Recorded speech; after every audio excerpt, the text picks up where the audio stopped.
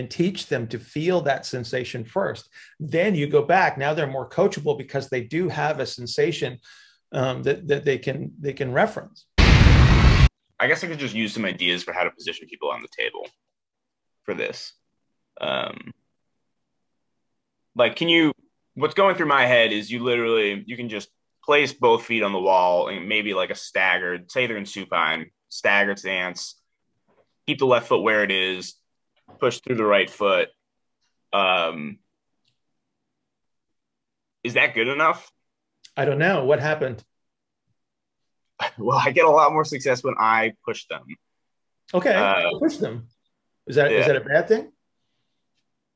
Well, I'd also like to get. A lot of these people have trouble feeling things. They have trouble positioning themselves, and so they do need the assistance to feel something or to acquire that position. There's nothing wrong with that. There's nothing wrong with that, especially your more complex patients. Because again, if they could produce the sensation themselves, they would be very easy to manage. Mm-hmm.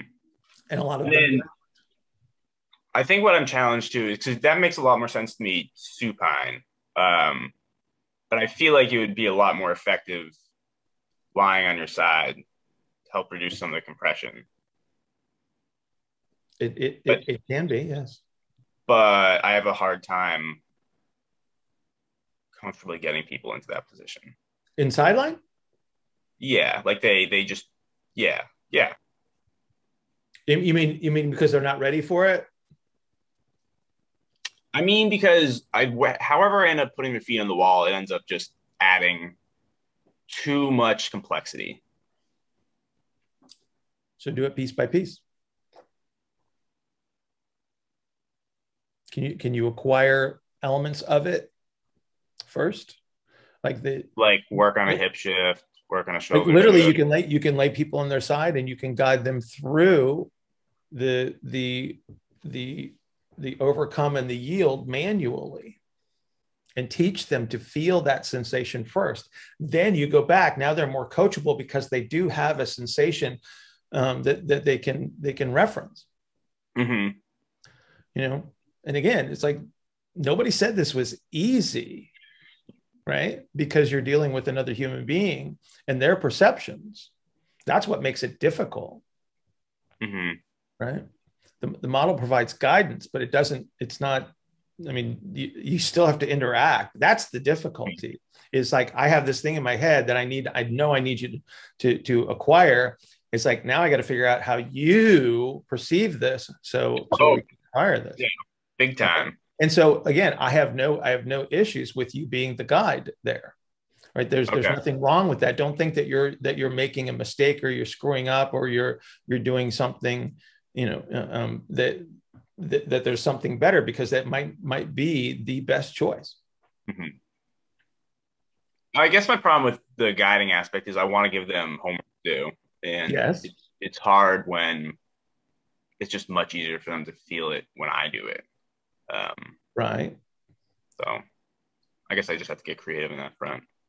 But well, so what I would say, Alex, is you think about what is the activity that you guided them through, and then take away that guidance and then give them that representation of that as an activity, right?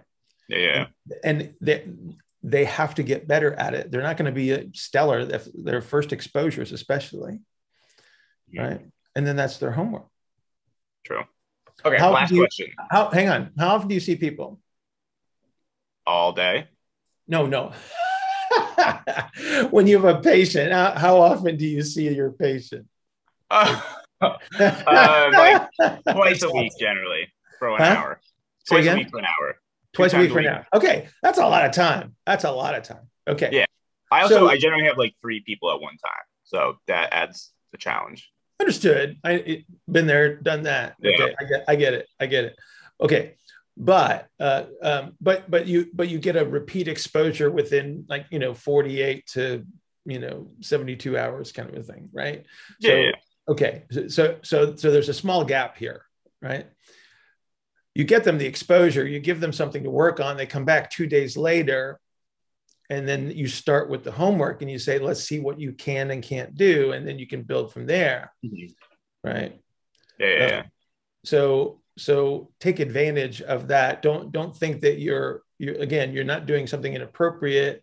I don't think that you're as lost as you may think that you are. I think that you just have to understand the people that you're probably working with. Yeah. Okay. Yeah, that's helpful to talk through. Yeah. Last question. Okay.